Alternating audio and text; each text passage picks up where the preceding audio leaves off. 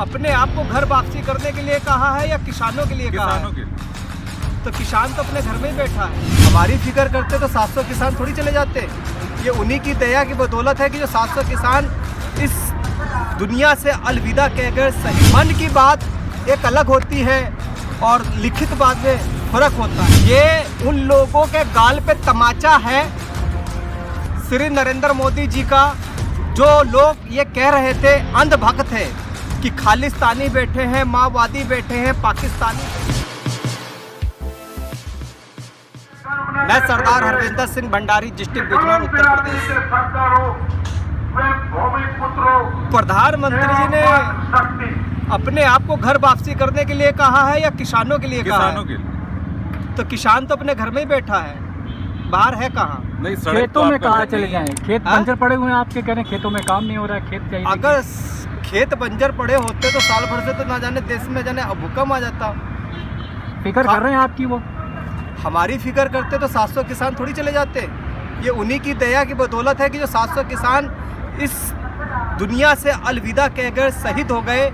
ये हमारे भारत सरकार आदरणीय प्रधानमंत्री मोदी जी की बदौलत है। जिन घरों का चिराग, जिनके घर के चिराग बुझे हैं, हो चुके हैं, उनके दिलों से पूछ कर देखिए। और जिन्होंने यहाँ पर ठंड, गर्मी, बरसात इस बॉर्डर के ऊपर गुजारी है, चारों बॉर्डर पर, उनके दिलों से पूछ कर देखिए। और रही बात घर वापसी की, तो मुझे नहीं लगता कि अभी नरेंद्र मोदी जी ने शायद घर वापसी के लिए आदेश दिए हो, क्योंकि मन की बात एक अलग होती है और लिखित बात में फर्क होता है। इनकी बातों पे विश्वास देश का अन्नदाता, देश की जनता इसलिए नहीं कर पा रही क्योंकि इन्होंने सिर्फ अपने मन की बात करी है। देश हित की बात करी होती तो शायद आज 700 किसान इस दुनिया से नहीं जाते। सरदार जी, एक बहुत बड़ा सवाल है। जो सरकार के समर्थक हैं वो कह रहे हैं कि ऐसा क्यों हुआ कि मोदी जी को खालिस्तानियों के खिलाफ झुकना पड़ गया। माज नहीं आ रहे हैं अभी भी आपको? ये उन लोगों के गाल पे तमाचा है श्री नरेंद्र मोदी जी का, जो लोग ये कह रहे थे, अंधभक्त है कि खालिस्तानी बैठे हैं, माओवादी बैठे हैं, पाकिस्तानी बैठे हैं, कनाडा से फंडिंग हो रही है।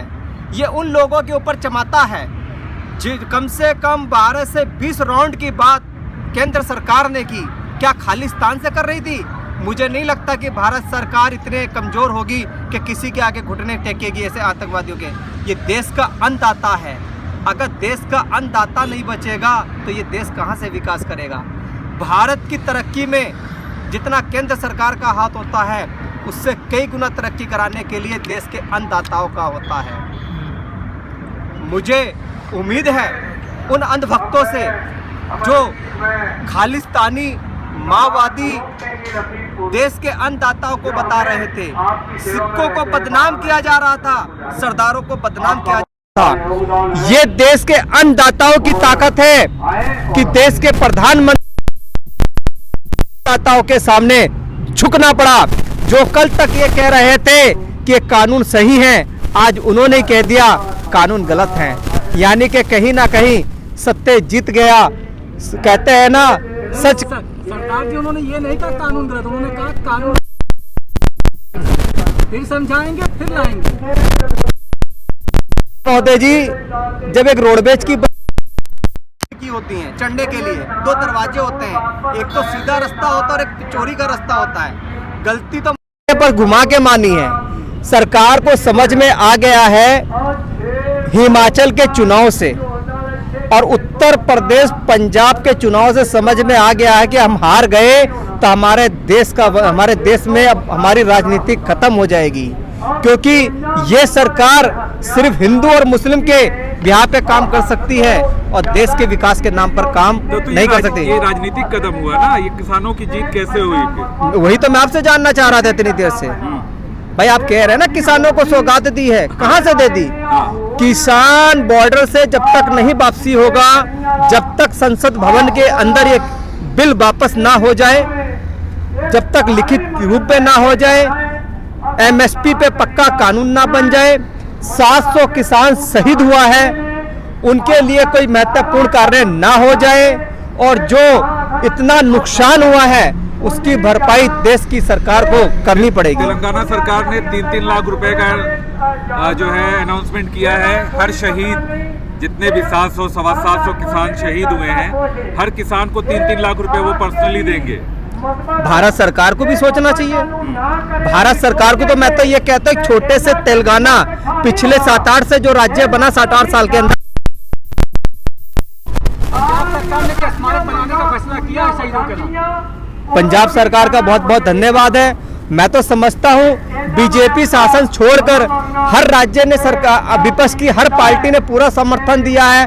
हालांकि इस सरकार के कुछ व्यक्तियों ने तो माओवादी बताया था, बहुत सारे ऐसे ऐसे नाम दिए थे कि जो मैं उचित नहीं समझ रहा ऐसे मौके पर कहना, क्योंकि कल हमारा सिख धर्म का सबसे बड़ा पर्व था गुरु नानक जयंती। क्योंकि कुछ चीजें ऐसी होती हैं, कम बोलकर ज्यादा समझ जाते हैं, और जो समझदार होते हैं वो सारा समझ जाते हैं। उत्तर प्रदेश से आते हैं, उत्तर प्रदेश बड़ा राज्य है और चुनाव है उत्तर प्रदेश में। और कहा जाता है उत्तर प्रदेश तक जाता है। आने वाले चुनाव में प्रधानमंत्री ने किसान बिल वापस लेने का फैसला किया, असर पड़ेगा इसका कुछ वोटरों पर? अगर देश के प्रधानमंत्री घबराए नहीं होते 22 तारीख की लखनऊ की मीटिंग से किसान आंदोलन की, तो यूं ना कह देते क्या जी हम समझा ना पाए। ये घबराहट है देश के जनता की, उत्तर प्रदेश के किसानों की ये घबराहट है। ये घबराहट उन मध्यम परिवारों को जिन बीजेपी जूझ रहे हैं। आप क्या कहना चाहेंगे कानून वापसी पर?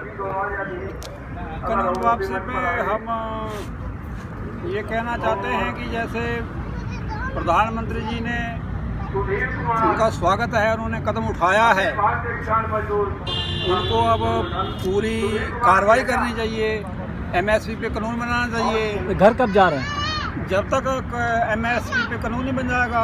प्रधानमंत्री ने ये भी कहा है कि आप किसान अपने घर लौट जाएं। कैसे लौट जाएं? भरोसा नहीं है आपको प्रधानमंत्री पे? कोई भरोसा नहीं है। अरे देश के प्रधानमंत्री हैं, आपने चुना हम है। उनका स्वागत करते हैं, लेकिन जब तक हम तो वो लिखित नहीं देते हैं। आप स्वागत भी करते हैं और भरोसा भी नहीं है ना, बिल्कुल भरोसा नहीं है। जब 1 साल से हमारा 700-800 किसान शहीद हो गया यहाँ, जिन घरों का चिराग बुझ गया उनको कौन जगाएगा? उन चिरागों को, उनके घरों को रोशन कौन करेगा? अब तो माफी भी मांग लिया प्रधानमंत्री ने। देखो, माफी मांग लिया है, लेकिन माफी मांगने से उनका अपना चिराग थोड़ी जल जाएगा। तो ये जो शहादतें हुई हैं उसको लेके किसानों की कोई डिमांड है, या जो बार बार बात हो रही है कि खाली संसद में खड़े होकर माफी मांग ले? देखो जी, उनके शहीद परिवारों को उचित मुआवजा दिया जाए। सच्चाई है, सच्चाई है वो। उनके हमें दुख है कि वो जो 700-800 किसान शहीद हो चुके हैं, उनके चिराग बुझ चुके हैं, वो कोई जलाने वाला नहीं है।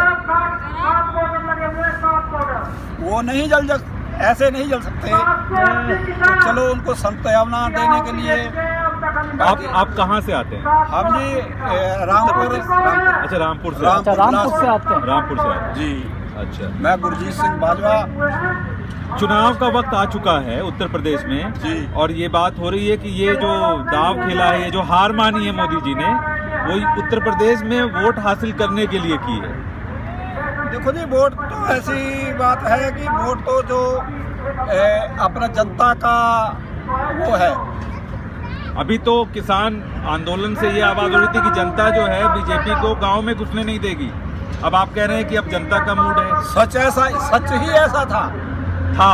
हाँ, अब सब किसान स्वागत करते हैं मोदी जी ने। अब ये सांसद विधायकों को अनुमति है आने की गांव के अंदर? सराहनीय कदम उठाया। अब अनुमति अच्छा, किसान स्वागत करेगा? जी, स्वागत करेगा।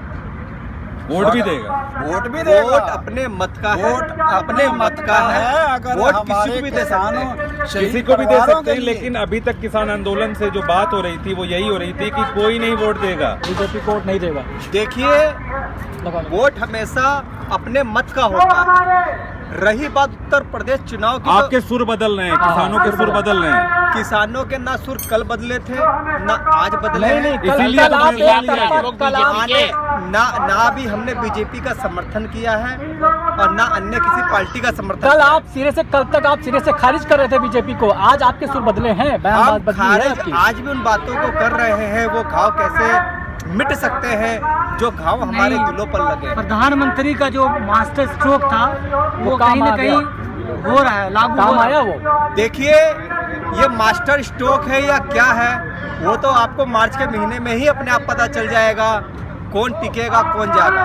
देखिए, जो मत होता है ना, जितना गुप्त मत से डालेंगे इतिहास रचे जाते हैं। ये आंदोलन जब 100 साल के बाद होते हैं ना, ये इतिहास रचे जाते हैं। एक आखिरी सवाल, आपने कहा गुप्त मत डाले जाते हैं, इतिहास बनते हैं, मत बदलाव के लिए रहेगा कि वापसी के लिए होगा?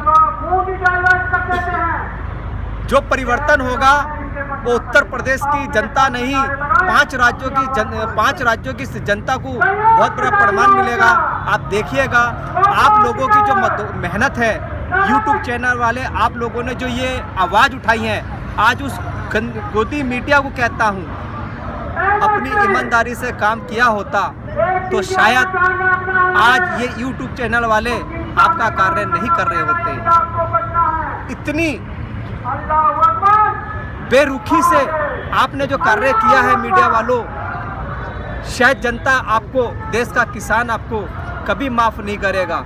देश का किसान, देश की जनता हमारे यूट्यूब चैनल वालों का, अपने भाइयों का, सबका हृदय से धन्यवाद करते हैं, जिन्होंने बरसात, ठंडी, गर्मी नहीं देखी, अपनी ड्यूटी को अपना काम समझकर समय समय पर पूरे देश को जागरूकता की है। ये जो देश 1 साल तक आंदोलन चला है, इसको जागरूकता कराने वाले हमारे यूट्यूब चैनल वाले हैं, शेरे भाई हैं। बहुत बहुत धन्यवाद।